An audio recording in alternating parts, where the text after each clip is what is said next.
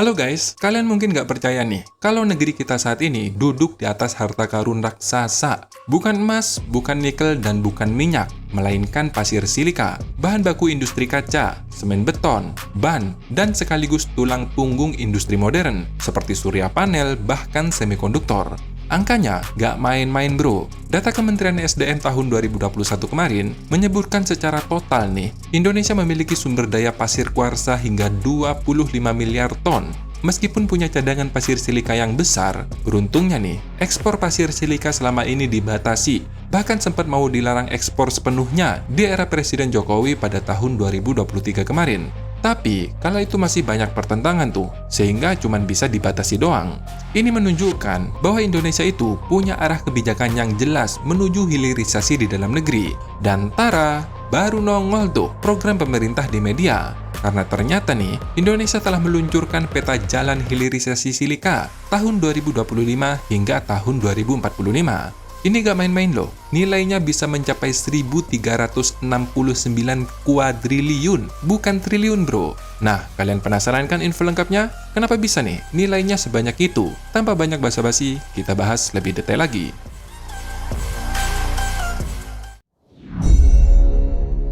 Kalau kalian cari tahu nih, di internet atau di media sosial, negara yang memiliki cadangan pasir silika terbesar di dunia itu ada Cina, yang punya deposit hingga 50 miliar ton. Bahkan, Indonesia tidak masuk dalam 10 besar. Tapi kalau kalian cari tahu secara spesifik seberapa banyak cadangan pasir silika Indonesia, itu angkanya mengejutkan, hingga mencapai 25 miliar ton, menjadikan negara dengan cadangan pasir silika terbesar kedua di dunia. Biar memutus kutukan ekspor bahan mentah selama ini, pemerintah melalui Kemenprin telah resmi meluncurkan peta jalan hilirisasi silika di tahun 2025 hingga tahun 2045.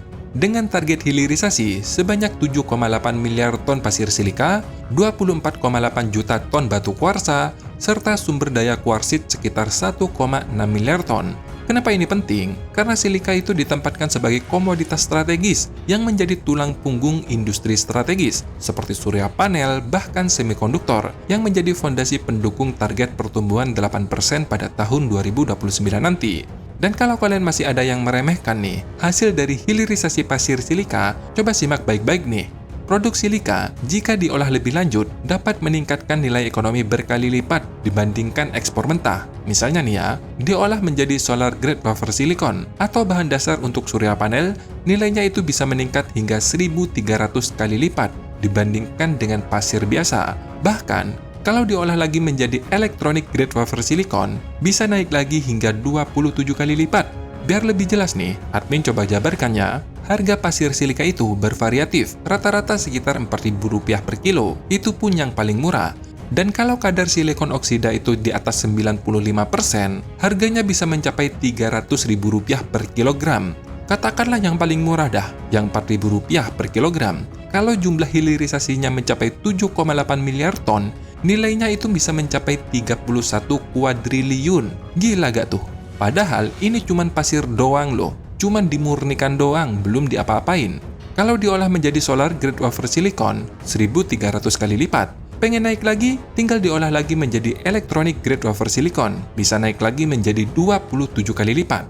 Dan semua ini nyata loh, bukan cuman teori doang. Kenapa? Karena sekarang ada sekitar 195 negara yang telah bergabung dalam Perjanjian Paris atau Paris Agreement, di mana dalam perjanjian ini hampir semua negara di dunia nih sepakat beralih ke energi terbarukan.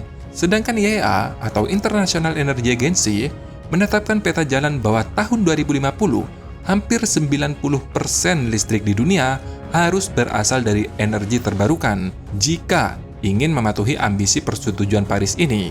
Dan kalian tahu, energi terbarukan yang paling banyak digunakan pada tahun 2050 nanti yaitu solar power, yang menyumbang sekitar 40% dari listrik global.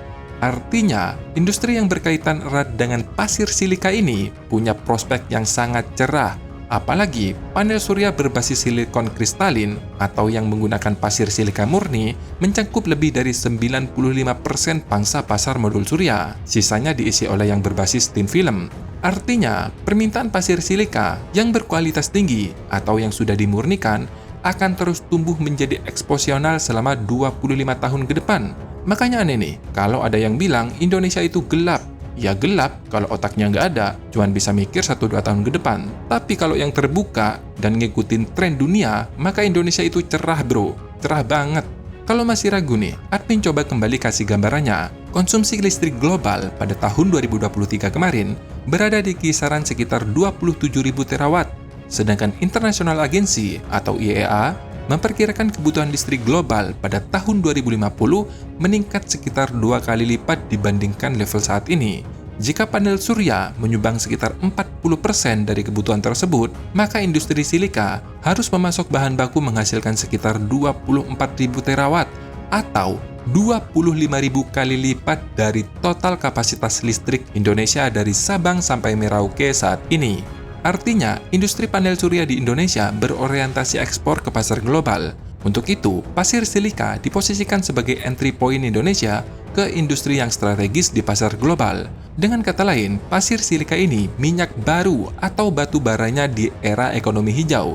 Ini menunjukkan pasir silika bukan hanya sekedar komoditas tambang, melainkan punya aset geopolitik yang strategis bagi Indonesia. Gak sedikit loh, menyumbang sekitar 40% dari kebutuhan listrik dunia. Itu pun hanya berbicara industri solar panel, belum lagi semikonduktor, elektronik, material konstruksi, furniture, dan industri manufaktur berteknologi tinggi bagi militer. Untuk itu, pemerintah saat ini sedang menyiapkan 10 kawasan industri dan penerapan standar industri hijau pada 10 perusahaan industri. Mengenai lokasinya sih admin belum tahu pasti ya. Tapi, menurut kajian Bappenas yang udah terbit pada bulan Juni 2025 kemarin, yang admin sudah baca, dalam kajian tersebut dikatakan kawasan industri silika hampir pasti diarahkan ke wilayah yang memenuhi 4 syarat utama. Yang pertama dekat sumber pasir silika atau kuarsa, dan yang kedua punya akses pelabuhan laut dalam, ketiga pasokan energi yang besar dan stabil, dan yang keempat dekat dengan ekosistem industri, seperti smelter, kaca, panel surya, semikonduktor, dan lain-lain. Artinya, yang pasti menjadi lokasi industri strategis bagi hilirisasi silika itu Kepulauan Riau, seperti Batam, Bintan, dan Karimun. Itu pasti tuh, 100%. Sisanya, admin belum tahu nih, dan gak mau asal bacot juga.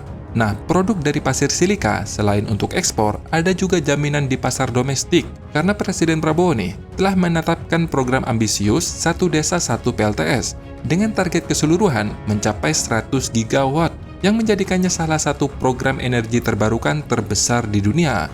Ini gak main-main loh, 100 gigawatt itu gak sedikit bro, setara dengan kapasitas listrik di seluruh Indonesia saat ini.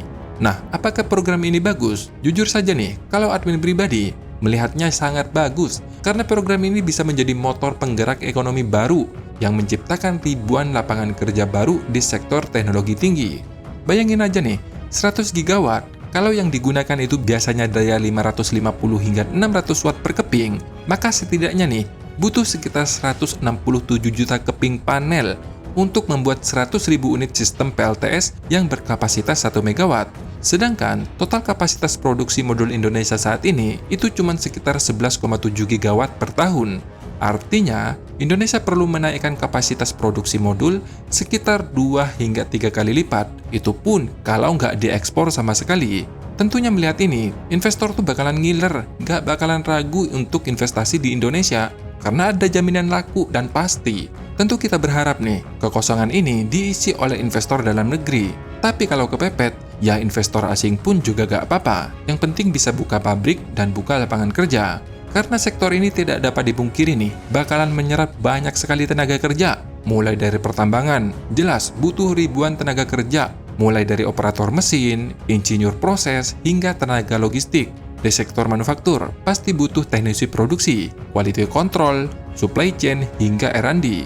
Sektor hilir di pedesaan, kalau ada sekitar 5 saja teknisi per desa, maka akan menyerap setidaknya nih, sekitar 400.000 lapangan kerja. Ini yang pasti-pasti aja loh, belum bicara multiplier effect, jika masyarakat nanti bisa dapat akses listrik yang lebih murah.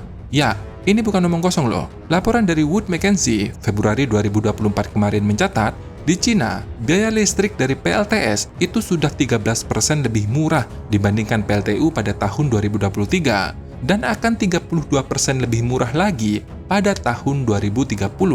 Bahkan diprediksi akan lebih murah lagi sekitar 50% dibandingkan PLTU pada tahun 2050. Jadi, kalau kalian udah tahu nih, dampak ekonomi dan jelas bisa mensejahterakan rakyat, jangan heran nih kalau program ini bakalan diserang habis-habisan. Nggak percaya? Tunggu aja tuh, bentar lagi juga bakalan rame tuh berita negatif tentang hilirisasi pasir silika. Jadi, kalian setuju nggak nih kalau ekspor mentah pasir silika itu wajib dilarang dan wajib diolah di dalam negeri? Karena ini jelas minyak baru di era green energy nanti. Nah, silahkan tulis pendapat kalian di kolom komentar. Terima kasih sudah menonton, sampai jumpa di next video. Dadah!